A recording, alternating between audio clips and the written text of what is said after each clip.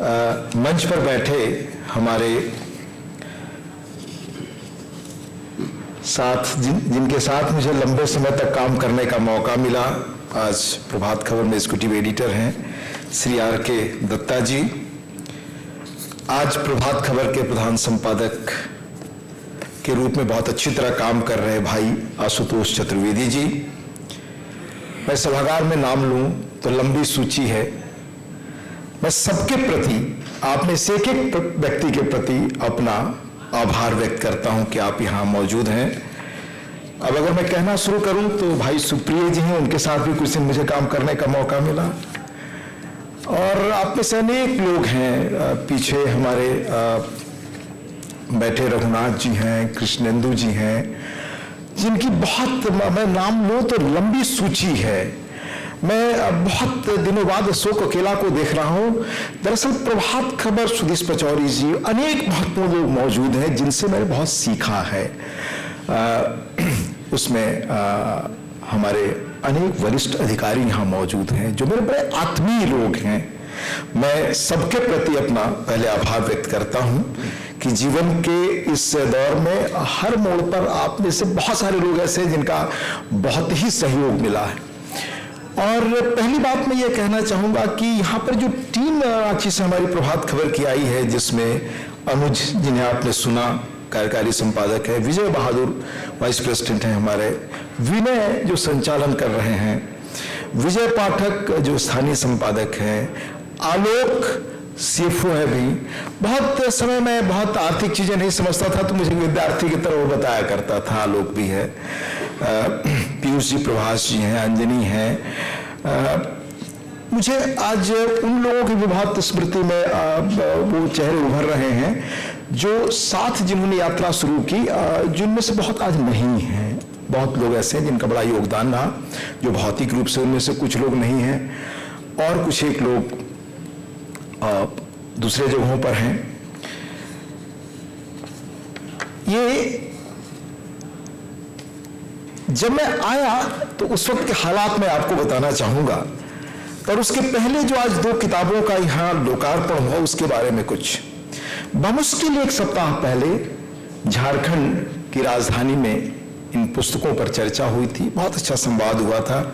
यहां यह आयोजन करने के लिए मैं प्रभात खबर की टीम, आशुतोष जी को बहुत बधाई देना चाहूंगा, क्योंकि हम लोग ऐसा मानते हैं, दिल्ली में रहते हो, कि दिल्ली ही देश है, पर दिल्ली के बाहर देश बसता है। वहां जो चीजें हो रही हो, कम से कम दिल्ली में उसकी चर्चा होनी चाहिए, लोगों को जानना चाहिए। तो पहली पुस्तक जिसका लोकार्पण हुआ भाई आशुतोष जी की, वह उनके लेखों का संकलन है, 81 लेखों का, जो आपने देखा। ये लेख सारे अलग अलग विषयों पर है, देश दुनिया पर है, खेल पर है, हर प्रासंगिक और सामयिक विषय, चाहे राजनीति हो या प्रशासन हो, टेक्नोलॉजी हो, जनसंख्या हो, युवा महिलाएं, उद्यम हो, सभी पहलुओं पर। ये पत्रकारिता का लेखन आपको पता है कि इंस्टेंट हिस्ट्री माना जाता है, इसलिए आशुतोष जी को पत्रकारिता का लंबा अनुभव भी है। वो माया, इंडिया टुडे, अमर जागरण, अमर उजाला, BBC सब में काम कर चुके हैं, और उनकी लिगेसी भी बड़ी महत्वपूर्ण है मेरे लिए। वो बनारसी दास चतुर्वेदी जी के परिवार से आते हैं, बड़ा महत्वपूर्ण है मेरे लिए वो, क्योंकि बनारसी दास जी बड़े मेरे प्रिय लोगों में रहे हैं। दूसरी पुस्तक अनुज की है, जिनसे आपने अभी सुना, जमीनी और क्षेत्रीय पत्रकारिता की ताकत। प्रभात खबर की पिछले 40 वर्षों की यात्रा का उन्होंने उल्लेख किया। इस अवसर पर यह उल्लेख करना प्रासंगिक होगा कि 89 में जब हम लोग आए और नए ढंग से काम करना शुरू किया, तो ये धारणा थी कि अखबार 4 महीने भी नहीं चल सकता। 250 प्रतियां थीं, पर इसने 40 वर्ष पूरे किए। तो इन 40 वर्षों की यात्रा में 27 वर्ष मुझे रहने का मौका मिला, और यह चल सका तो अत्यंत कठिन और विपरीत परिस्थितियों में, बहुत ताकतवर प्रतिस्पर्धा के बावजूद। तो सबसे पहले इसका श्रेय मैं अखबार के प्रबंधन को देता हूं, और पूरी वो टीम जो यहां बैठी हुई है, वो सुदूर इलाके में बैठे लोग, और हमारे संजय जी, कमल जी जैसे जो लोग हैं यहाँ, और हमारे बड़े अधिकारी अनेक मौजूद हैं, उन सबका बड़ा जीवन में सहयोग मिला है। मैं बहुत चीजें सार्वजनिक रूप से नहीं कह सकता, पर सबका सहयोग रहा है। इसलिए काम सफलता का जो कुछ संभव हो सका, सोन साहब हैं, ये टीम ने किया, और ये टीम के प्रयास का परिणाम है कि विपरीत परिस्थितियों में यह चल सका। पर मैं बताना चाहूंगा महत्वपूर्ण चीज की, जब 89 में हम लौटे तो हालात क्या था। यह पहली प्रतिक्रिया थी लोगों की, क्या ये 4 महीने भी चल पाएगा क्या। रोज का न्यूज रील तलाशना होता था। हमारी कोर जो हमारी प्रबंधन की टीम थी, उसमें एक साथी अभी अब वो अवकाश उन्होंने ले लिया या उनका कार्यकाल खत्म हो गया, गोयनका जी वो नहीं है। तो मैं, गोयनका जी और दत्ता जी रात में कई बार ये लोग न्यूज प्रिंट ढूंढा करते थे, अगर वो स्मृति हो तो वो हालात थे। एक प्रबंधन पुराना भेज चुका था, नया प्रबंधन उसको लिया था, और नया प्रबंधन से हम लोग को बड़े अच्छे संवाद थे, बड़ा we are honest to each other, मतलब बहुत अच्छी तरह से। उन्होंने कहा कि देखिए ये हमारा कोर बिजनेस नहीं, हम कोई नया निवेश नहीं करेंगे। और अखबार की जो हालत थी सबसे आउटडेटेड, उस वक्त आउटडेटेड हो चुकी थी प्रिंटिंग मशीन, 6-8 पेज की छापने वाली, उसका कौन सा पार्ट कब कहां खराब हो गया उसको बनवाने वाले भी लोग नहीं होते थे। तो ये अखबार के अंदर की स्थिति थी। और शहर और राज्य जहां हम लोग काम करते थे, हमने बिहार, अनडिवाइडेड बिहार में काम करना शुरू किया। तब यह बिहार का हिस्सा होता था। रांची को हम लोगों ने सोच समझ करके उसका अखबार का मुख्यालय बनाया। उन दिनों जो बिहार के हालात थे, मैं सिर्फ 2 घटनाएं आपको बताता हूं, उससे आप समझ सकते हैं। एक मेरे वरिष्ठ साथी के गोयनका जी, जिनका मैंने उल्लेख किया, तो कलकत्ता शाम में जा रहे थे ट्रेन से, रांची से चले, तो उनकी घड़ी से लेकर सारी अंगूठी जो शादी में मिला हुआ था वो डकैतों ने लूट लिया। मैंने ट्रेन डकैती का यह आलम होता था। मैं जमशेदपुर से आ रहा था, शाम 7 बजे जमशेदपुर शहर से बाहर सारी गाड़ियों की लंबी कतारें लगी थी कि नहीं आगे डकैती हो रही, कोई जा नहीं सकता। अपहरण, लॉलेसनेस, वो आप दिल्ली से बैठकर एहसास नहीं कर सकते। वो भाई कमल जी हैं, उसके बारे में उनको आइडिया होगा, संजय जी को होगा। उन कठिन परिस्थितियों में इन लोगों ने काम किया है और एक नई गति दी है चीजों को। और जहां हमारा दफ्तर था वो लगभग इलाका शहर से बाहर माना जाता था। शाम के बाद वहां कोई सवारी नहीं मिलती थी। अखबार के पास एक ऑटो होता था और एक 3rd हैंड वो मारुति वैन मिली थी मुझे, वो हुआ करती थी कुल हमारे पास ये चीजें। तो और रात में जब आरंभ में हम लोग आए तो जो पिक्चर हमें पहले थी कि अखबार का प्रसार ये है, बाकी चीजें, जब काम करना शुरू किया हम लोगों ने तो बिल्कुल अलग था। It was more shocking. तो उसमें कैसे हम काम करें ये हम सबके लिए चुनौती थी। और दक्षिण बिहार, ये तो कानून व्यवस्था और स्टेट की स्थिति थी तत्कालीन बिहार की, और दक्षिण बिहार अखबारों के बाजार की दृष्टि से सैचुरेटेड था। रांची में बहुत प्रभावशाली अखबार था, एक नहीं 2-2 थे, जिनकी लाखों की संख्या में प्रसार संख्या थी। जमशेदपुर में था, धनबाद में था, मैं सबका नाम नहीं ले रहा हूं। कलकत्ता में, कलकत्ता से अखबार वहां आते थे बड़े पैमाने पर, बंगाल के लोग रहते थे, बड़े पैमाने पर अखबार रोज आते थे। पटना से आता था क्योंकि बिहार की खबरें लोग जानना चाहते थे। दिल्ली से प्लेन से अखबार आया करता था दिन में एक बार, उसके भी पाठक थे। Times of India, Indian express, Jansatta वगैरह के पाठक थे, लोग आया करते थे। तो कोई नया अखबार का मार्केट बिल्कुल था ही नहीं, यह संभव स्थिति थी। दूसरी स्थिति थी कि न्यूज़पेपर इंडस्ट्री का देश में क्या हालात था।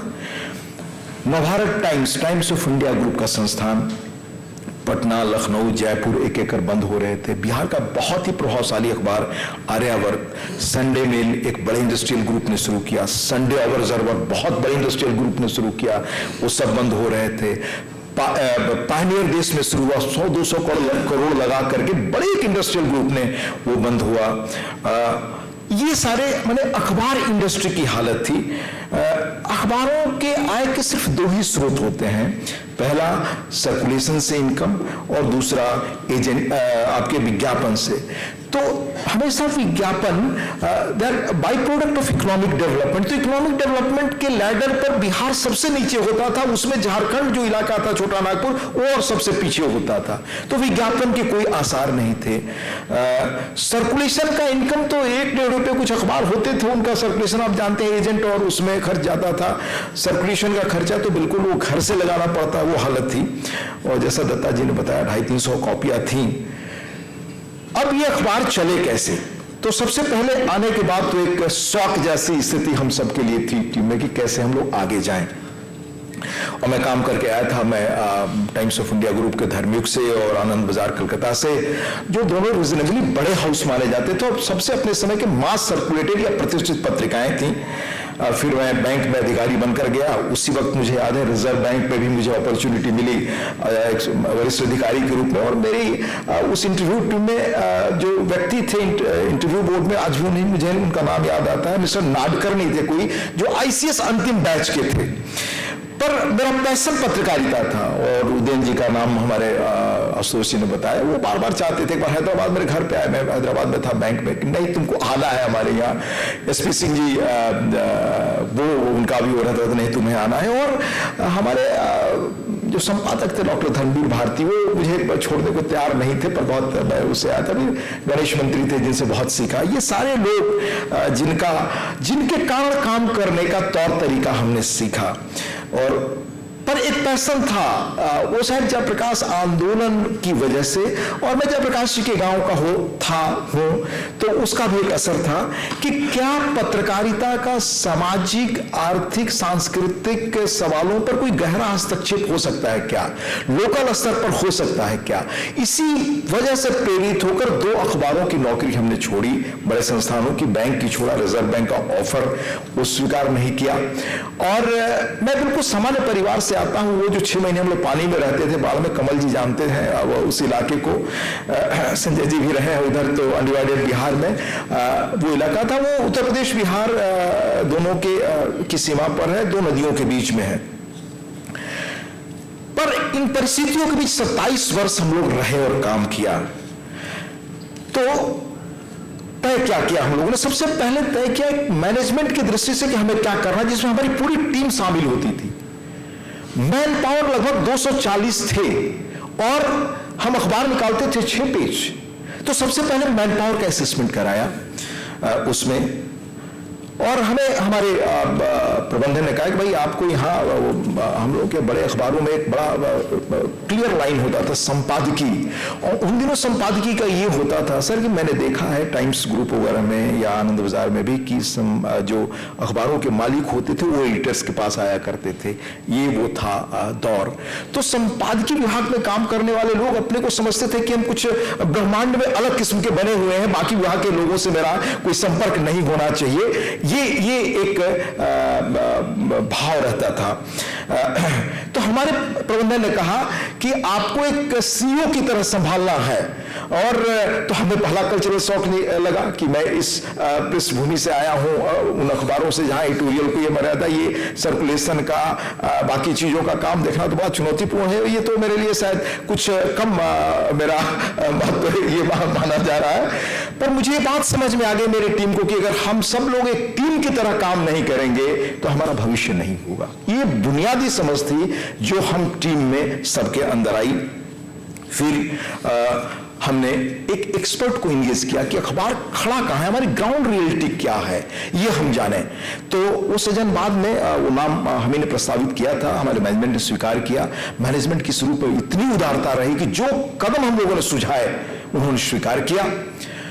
एक दौर आया जब ये हो गया, वो संकट आया था एक, आप जानते हैं 91-92 इकोनॉमिक क्राइसिस। मैनेजमेंट ने कहा कि हम फाइनेंस, जो भी फाइनेंस आता है थोड़ा वो तो कर सकने की स्थिति में नहीं है। तो हमने रिक्वेस्ट किया कि आप आकर के वरिष्ठ लोगों से बताएं। उन्होंने आकर कहा, और वो लाइन थी शायद, आइदर यू सिंक और स्विम ऑन योर ओन। हम कुछ कर नहीं सकते अभी। और उनकी जेन्युइन परेशानी थी। फर्क ये था कि हम उनकी, वो हमारी चीजों को अच्छी तरह समझते थे, हम साथ मिलकर काम करते थे। ये सबसे बड़ी ब्यूटी थी जिससे मैं प्रबंधन को श्रेय देता हूं।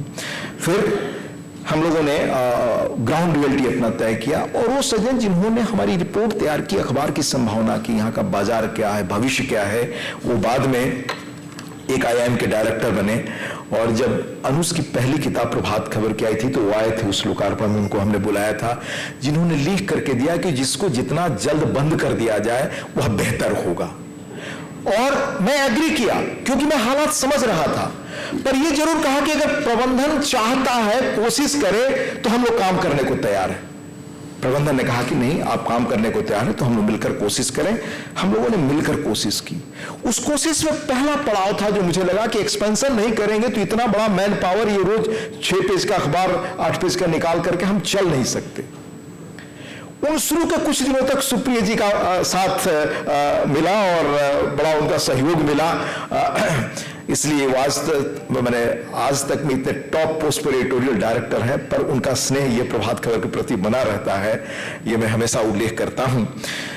ये फिर इसके बाद में मेरे अंदर इरादा है कि मैं देश के सबसे सक्सेसफुल जो 5-6 रीजनल न्यूज़पेपर्स हैं उनका अध्ययन करूं। तब तक रॉबिन जेफरी की किताब आ गई थी, रिवोल्यूशंस ऑफ रीजनल न्यूज़पेपर्स, उससे करके तो मैं दक्षिण गया। और हम क्या करते थे, हमने तय कर लिया कि हमें फाइनेंस नहीं तो हम यात्रा करते थे, 2nd क्लास 3rd क्लास अगर उन दिनों होता था, बस से करते थे, स्कूटर से करते थे, और हम सब करते थे। वो दत्ता जी हो या गोयनका जी हो या बाकी टीम के लोग, ये सब करते थे। हमने समझ लिया कि हमको अपने ढंग से अपने उस रूप में चलाना है। तो पहला एक्सपेंशन किया हमने जमशेदपुर और धनबाद में। कैसे किया? बिना पूंजी के हम लोगों ने। तो हमें 2 प्रमोटर हम लोगों ने ढूंढे और अखबार का हम लोगों ने उनको अपना मस्ट हेड कहा कि हम देंगे, लेकिन खबरों का कंट्रोल हमारा रहेगा, हम कंटेंट देंगे, अखबार आप प्रकाशित करें। दोनों के बड़े धूमधाम से वो शुरू हुआ 92-93 में। पर 1 साल चलने के बाद स्ट्रिक्ट एडिटोरियल कंट्रोल, दत्ता जी बैठे हैं, मिस्टर गोयनका थे, बाकी लोग थे, अनुज थे, ये सब लोग किया करते थे। अंततः हम लोग इस निष्कर्ष पर पहुंचे कि इससे अपने ब्रांड की स्थिति खराब होगी, आर्थिक रूप से विज्ञापन में जो भी हिस्सेदारी मिला वो सब चीज एक-एक लिख करके ये तय हुआ था, पर भविष्य नहीं होगा। और मुझे प्रेरणा कहां से मिली? मैंने अकाई मोरितो की किताब पढ़ी थी, मेड इन जापान है शायद, जहां तक मैं याद करता हूं आज, जिसमें उन्होंने सोनी ब्रांड के बारे में लिखा था कि जब वर्ल्ड वॉर 2 खत्म हो गया तो कैसे एक बिल्कुल खंडहर भवन में, क्योंकि बमबारी से सब चीजें तबाह हो चुकी थी, कमरे में बैठकर कुछ लोगों ने तय किया कि जापान को हम कैसे रिवाइव करें। तो कहा कि हमने उसी रूप में सोनी कंपनी की नींव डाली। तो हमने सोनी का जो पहला रिकॉर्डर बनाया उसको लेकर हम अमेरिका गए। तो अमेरिका में जब हम अनेक स्टोर्स में गए तो लोगों ने देखा उसका बहुत डिमांड आया। तो सिर्फ एक शर्त आई कि आप इस ब्रांड का नाम बदल दीजिए, हमारे यहां का लोकल डिमांड का नाम होगा। Then he thought ultimately decided कि नहीं, हमारा ब्रांड चले या ना चले, हम बंद कर दें, नहीं तो हम कंपनी नहीं चला सकते। हमें उन जगहों से इंस्पिरेशन मिला कि अपने ब्रांड का अगर वैल्यू, अपने ब्रांड की प्रतिष्ठा, उसकी साख बनानी है तो हम लोग को ऐसा करना चाहिए। और हमारे सारे मित्र और प्रबंधन इसके लिए राजी हुए, तब हम लोग कर सके कि हमने उन दोनों से रिश्ता तोड़ा। फिर इसके बाद कैसे बढ़ाया हम लोगों ने, 2nd हैंड 3rd हैंड मशीनें खरीद करके, वो दत्ता जी सब देखते थे और गोयनका जी वो विस्तार से बताएंगे। पर हमने कंटेंट पर तय किया कि ये रोज कुआं खोदने और पानी पीने का काम हमारा होगा। हम नया हर वक्त सोचेंगे कैसा करें, रोज कैसे हम नया अखबार भेजने निकालें, रोज कैसे हम क्रिएटिव और डिफरेंट हों, ये हमारा एहसास था। और हमारी प्रतिद्वंदिता खुद से थी, क्योंकि दूसरे अखबार के जो लोग थे वो कहते थे कि तो चल नहीं वाला नहीं है, और उनके जो रोज कमेंट सुने तो आप समझ सकते हैं किस तरह की मानसिक स्थिति हो जाती थी। उसका एक प्रसंग बता रहा हूं। रांची के सबसे बड़े उस अखबार के जो वहां बिकता था उसके संपादक एक दिन हमारे पास, एक दिल्ली से व्यक्ति आए थे जो मुझसे मिलना चाहते थे। तो पहले उस अखबार में गए तो उनको लेकर आए, वो महत्वपूर्ण व्यक्ति थे इसलिए वो हमारे अखबार में आए। मेरे सामने बैठकर उन्होंने कहा कि क्यों आप आए हैं, तो चलने वाला नहीं है, तो नवभारत टाइम्स आने वाला था, उसने बंद कर दिया, इसका तो कोई स्कोप नहीं है। तो आप समझ सकते हैं कि आपके सामने आपका कॉम्पिटिटर बैठकर कह रहा है कि आपका भविष्य कुछ नहीं, आप क्यों आए हुए मुश्किल से 1.5-2 महीने हुए थे। हमने कोई प्रतिक्रिया नहीं दी, पर ऐसी चीजें हमारी टीम को लगातार मजबूत बनाती रही। और वो रॉबर्ट फ्रॉस्ट का एक और था कि हम सब बैठकर मीटिंग करते थे परिवार की तरफ से, और रोज खुला संवाद होता था हमारा रास्ता क्या हो। तो वो रॉबर्ट फ्रॉस्ट की एक बड़ी मशहूर कविता थी जो मैं अक्सर कोट करता था अपने साथियों के बीच। एक तो थी जो पंडित जी ने अपने जीवन में अपने उस पर रखी थी, woods are lovely dark candy, पर एक दूसरी कविता भी थी, रोड लेस ट्रेवल्ड है शायद, उसमें कोट है कि वो जब जीवन हमने शुरुआत की तो 2 रास्ते थे। एक रास्ता जिस पर सब चले थे, एक जो रास्ता था ही नहीं, वो जंगल, पहाड़, उबड़ खाबड़ नदियां थी, पर उसी रास्ते हमने चल करके नया रास्ता बनाया। तो हमारे साथियों के सामने यही था कि हमें यही करना है। और कैसे किया, मैं सिर्फ एक न्यूज का उदाहरण दूंगा क्योंकि मैं कुछ चीजें कहीं रख दिया पेपर उसमें। रोज हम लोग का काम था सुबह 9 से लगभग आ जाना और रात 1:30-2 बजे तक, डेढ़ दशकों तक हमारे सारे साथी लगभग छुट्टी क्या होती है, घर परिवार क्या होता है शायद भूल गए थे ये। तो मैं देखता था खबर क्या बनानी है। एक तो आकर वर्क इफिशिएंसी कैसे बढ़े उस पर हम लोगों ने बहुत सबने मिलकर काम किया, वो किया।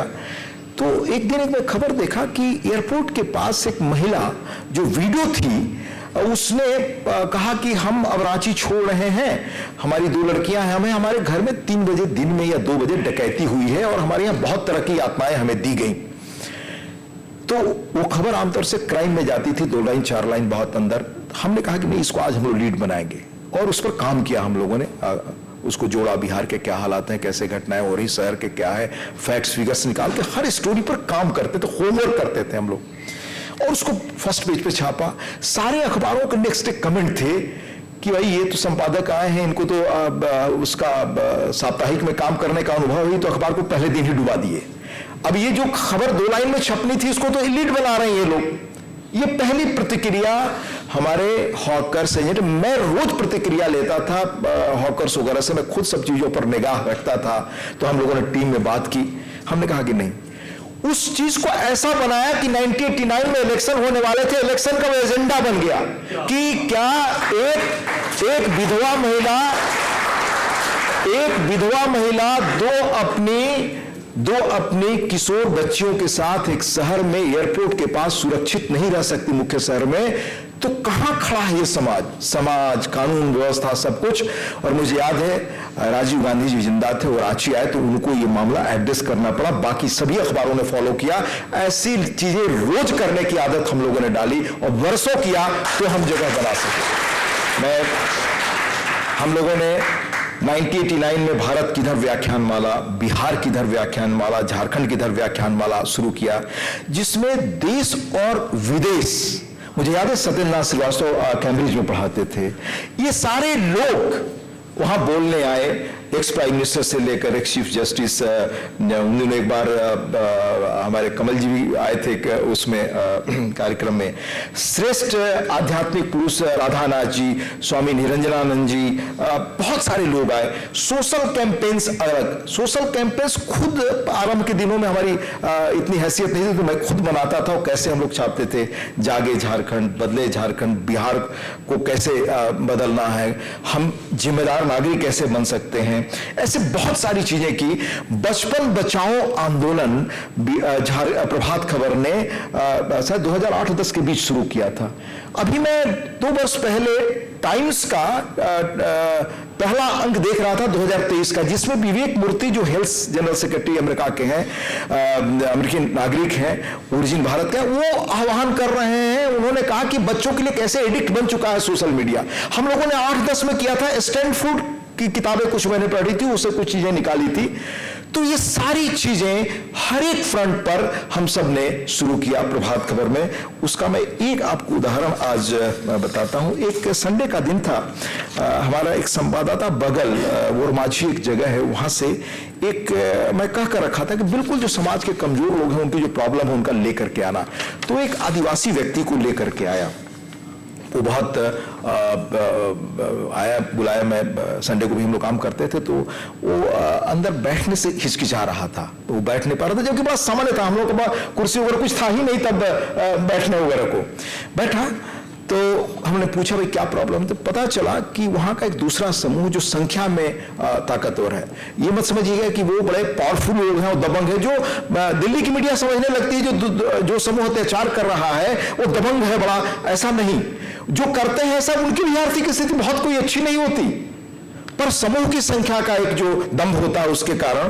तो पता चला कि ये सारे लोगों के नाम पर 10-15 वर्षों पहले बैंकों से ह्यूज लोन लिए गए, 50,000, 75,000, तो 50,000, 75,000 की कीमत होती थी। किसी ने ट्रैक्टर खरीदा, और जो थोड़ी बहुत खेती करते हैं, जो थोड़ा बहुत इकोनॉमिकली मजबूत है और संख्या में अधिक है वो लोग, वहां पर उन लोगों ने ट्रैक्टर लिया, इन लोगों से के नाम पर लिया।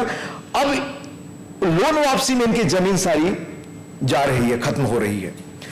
तो और तब तक नहीं, ये थोड़ी बाद की घटना, तब तक बड़े अखबार वहां आने लगे थे, और वो अखबार मानते थे कि बड़े अखबारों का दर्शन था कि हमारा अप्रोच है एडिटोरियल कंटेंट का कि हम समाज के ए और बी, यानी जो परचेजिंग पावर से संपन्न तबका है उसके बीच पढ़े जाएं, यही हमारा मकसद है।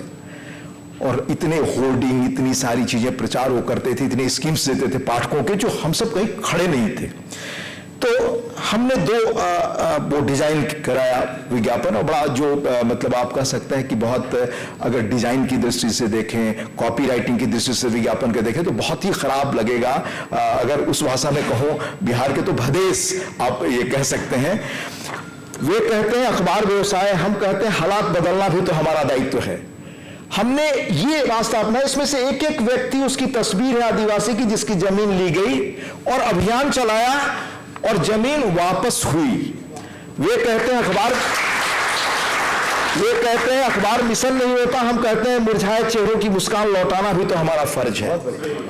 ये ऐसे न जाने कितने डिजाइन, यहां बैठे हुए हैं रघुनाथ जी और कृष्णेंदु जी, जब आर्थिक स्थिति थोड़ी ठीक हुई तो इतनी न जाने कितनी ब्रांड की खुद में मीटिंग करता था, कंटेंट लिखता था, उसको रिफाइन करने का काम इन लोगों ने अद्भुत।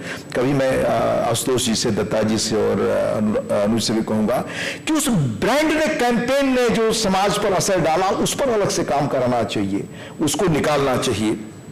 ये इकोनॉमिक डेवलपमेंट रिपोर्ट्स अंग्रेजी में निकलता था, बिहार और झारखंड का एनुअल, जिसमें देश के टॉप इकोनॉमिस्ट लिखते थे। फाउंडेशन डे पर 100 पेज का ऑडिट का, मैंने उस स्टेट का ऑडिट अखबार निकलता था, जिसमें गवर्नेंस, डेवलपमेंट, करप्शन, सब पर चीजें होती थी। नए वर्ष पर कैलेंडर हम लोगों ने शुरू किया अनसंग हीरोज का, जो बिहार से, झारखंड से, उनमें से बहुतों को पद्म पुरस्कार मिले हैं, बहुतों को। बाद में प्रभात कुमार जी गवर्नर बनकर वहां आए 2000 में, तो अखबार का जब ये स्वरूप उन्होंने देखा तो उन्होंने मुझे कहा कि एक बार आप दिल्ली चले, इंडिया इंटरनेशनल सेंटर में एक कार्यक्रम हम करना चाहते हैं, वहां बहुत सीनियर अधिकारी लोग आएंगे।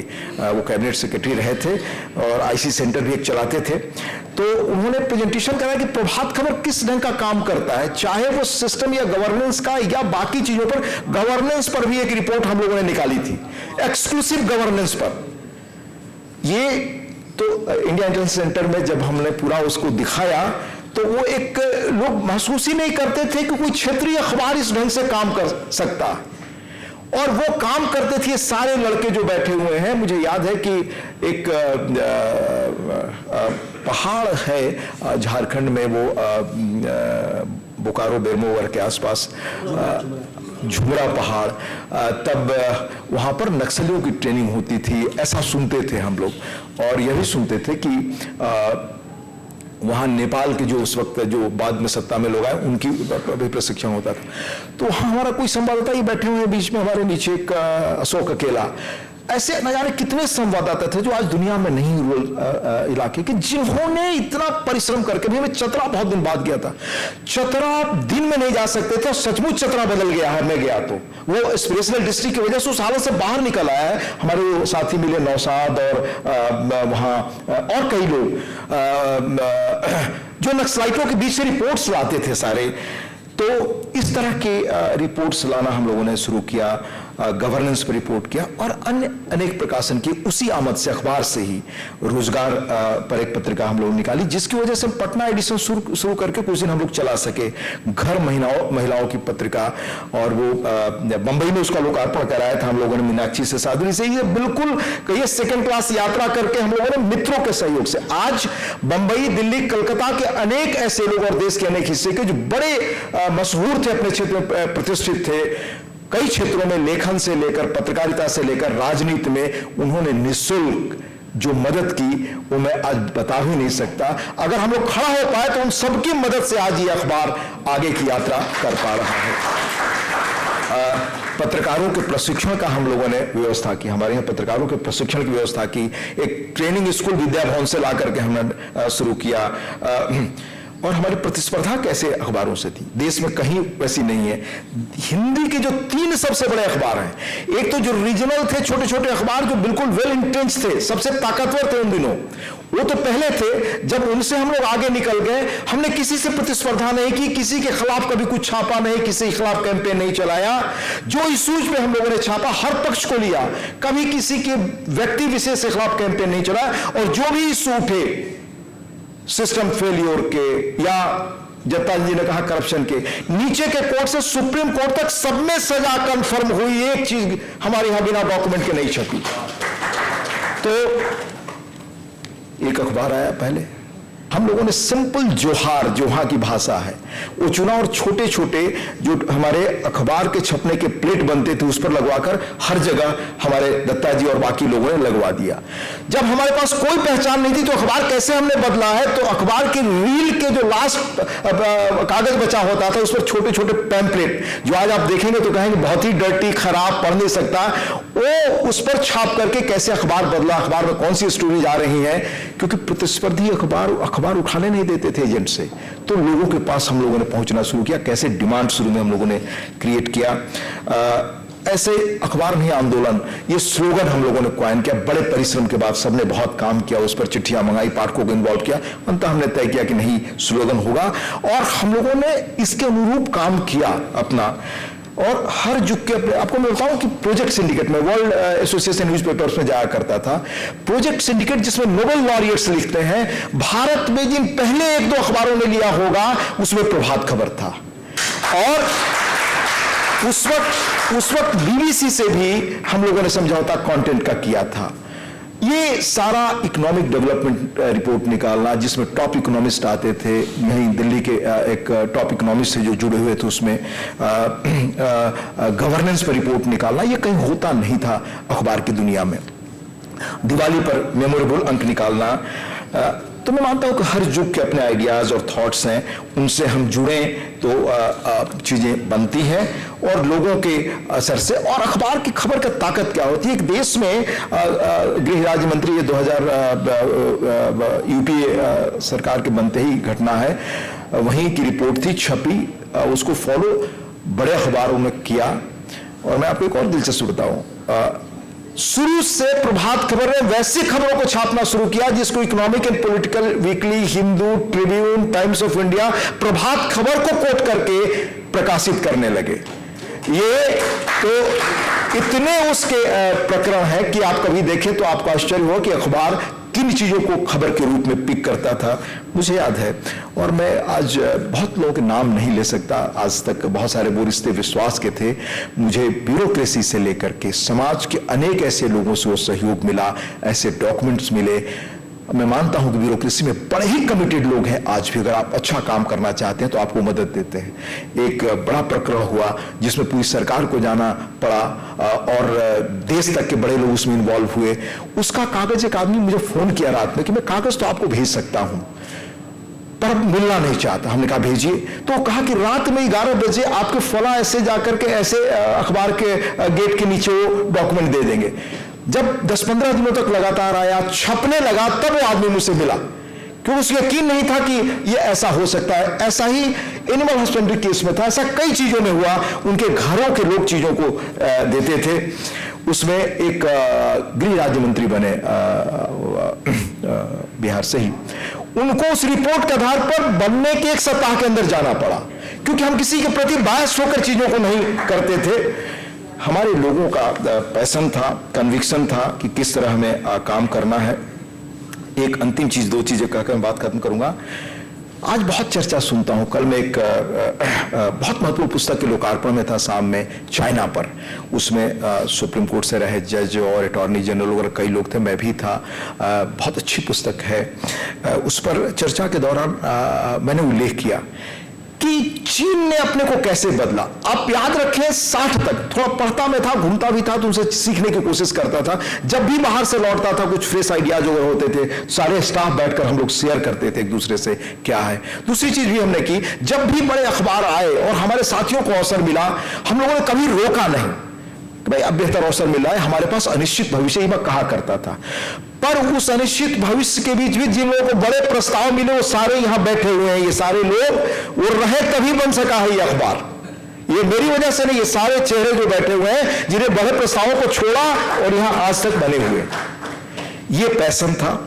तो उसी समय पत्र आया बुंडू से एक लड़के का, कहा, वो पत्र में लिखा था कि मैं नक्सली क्यों नहीं बनूं। कैसे पत्रों की एक अलग पत्रकारिता हम लोगों ने शुरू की, लंबा वो है, मैं बताना चाहता हूं आपको इसलिए कि उस लड़के ने लिखा तो उस पत्र में दर्द लगा, आमतौर पर ऐसे आप खबर नहीं छाप सकते। हमारे आशुतोष जी कह रहे थे मुकदमे की शायद 100 के आसपास मुकदमे होंगे। उसका भी तौर तरीका क्या था डील करने का? एक लड़का रिपोर्टिंग करता था लीगल, उसको हम लोगों ने एक्सपर्ट बनाया। आनंद बाजार में जहां मैं काम करता था, जो लीगल एक्सपर्ट थे, जिस आनंद बाजार पर तब संजय गांधी जी से लेकर देश के कई मुख्यमंत्रियों ने मुकदमे किए थे, हमारे कुर्बान जी शायद चले गए, उनको सब विस्तार से पता होगा। तो वो जो लीगल काम रविवार में रहते हुए मैं देखता था, तो मैं ही देखता था उनके साथ। उन्होंने निःशुल्क सारी मदद की, हमें गाइड किया। और तो पत्रों में कुछ भी आप छाप नहीं सकते। उसने लिखा कि मैं नक्सली क्यों ना बनूं। उस पत्र में कंटेंट था कि मैंने ये डिग्री इतने परसेंट से ली, ये डिग्री इतने परसेंट से ली, ये डिग्री इतने परसेंट से ली, मैं ये झारखंड पब्लिक सर्विस कमीशन में भी बढ़ा, इतना मुझे नंबर आया। लेकिन इंटरव्यू में ये इतना नंबर है और इसमें हर बार मुझे 2 बार से मैं फेल हो जाता हूं। मुझे इस पर भी आपत्ति नहीं हो सकता, मैं योग्य हूं। पर हमारे यहां रहने वाले फला मंत्री, फला उप मुख्यमंत्री, फला के लड़के जो है पेट्रोल पंप पर काम करते हैं तेल भरने का, फर्जी डिग्री जिनकी है या पढ़ करके सिर्फ डिग्री पा ली है, वो डीएसपी हो गए, कल को वो आईजी पद तक पहुंचेंगे, वो डिप्टी कलेक्टर हो गए, वो चीफ सेक्रेटरी बनेंगे। तो मैं नक्सली क्यों नहीं बना? और बिल्कुल नक्सली इलाके से, बुंडू से पत्र था, बुंडू बिल्कुल नक्सली इलाका होता था। शाम के बाद वो यात्रा नहीं करते थे। मैं खुद बहुत यात्री था, बहुत घुमा करता था। वो सब अनुभव मुझे है, मेरे बहुत सारे साथियों के हैं। और नक्सलियों के एक समूह ने तो वीडियो को रिलीज भी एक शर्त पर किया, ये अनुज बैठे हैं, उनको वो एक अलग प्रकरण है। पर उस लड़के की भावना से मैं फिर पता किया और संयोग से मुझे टॉप सिविल सर्वेंट ने चीजों को बताया, जो बड़े पद पर देश में भी है, जिनका बड़ा काम रहा, उन्होंने मुझसे शेयर किया और उस पत्र को पहले पेज पर छापा। लॉजिकल एंड उसका क्या हुआ कि झारखंड पब्लिक सर्विस कमीशन की पूरी टीम, चेयरमैन से लेकर मेंबर्स जेल गए, सबका कन्विक्शन हुआ। और वो सारी नौकरियां जिनको मिली थी उसको भी कोर्ट ने खारिज किया। अंततः सुप्रीम कोर्ट में आकर के, हमारी न्यायिक प्रणाली ऐसी है जो उस पर मैं कुछ कहना नहीं चाहता, वो लोग वापस हो गए। तो वो एक अलग समस्या है। हमें इस तरह के बहुत सारी चीजें हम लोगों ने की। और मैं अंत में यही कहना चाहता हूं आपसे कि हमारे जीवन के, मैं खुद महसूस करता हूं कि शायद सबसे उर्वर दिन वहां काम करते हुए गुजरे, जब रोज की परीक्षा हमें खुद रोज अपनी करनी पड़ती थी, देखना पड़ता था, सामाजिक कसौटी पर अपने को खुद तय करना पड़ता था। और इस यात्रा में रहते हुए मुझे हमेशा वो चार्ल्स डिकेंस का कोट याद रहता है, जो अभी फिलहाल मेरे पास है नहीं, कुछ एक पेपर कहीं रह गए, जिसमें चार्ल्स डिकेंस ने लिखा था, वो बड़े ए टेल ऑफ 2 सिटीज में शायद, those were the best of times, कि वो जीवन के सबसे अच्छे उर्वर दिन थे तो जीवन के सबसे कठिन दिन थे, वो स्वर्गिक दिन थे तो वो नारकीय दिन भी थे। बहुत सुंदर कोट है। तो मैं उसको उसी रूप में याद करता हूं कि हमारे जीवन के सबसे चुनौतीपूर्ण, उर्वर संघर्ष, पल पल संघर्ष, जब ये नहीं पता था कि आगे क्या होने वाला है, और मैं बताया किस असुरक्षित माहौल से, किस असुरक्षित वातावरण से, किस कमजोर परिवार से निकलकर हम लोगों ने ये काम शुरू किया, ये हो पाया। तो इसका सबसे अधिक श्रेय, मैंने कहा, प्रबंधन, हमारी टीम, ऐसे लोग जो बैठे हैं, पुराने हमारे साथी जो रहे या जो अब दुनिया में नहीं है, उनके अलावा उन पाठकों को है झारखंड और बिहार के, जहां पर भारी प्रलोभन देने के बाद भी उन्होंने बड़े ताकतवर अखबारों के समकक्ष प्रभात खबर को आज भी नंबर 1 बनाए रखा है। बहुत बहुत धन्यवाद। प्रभातखबर.com, विश्वास वही, रफ्तार नहीं।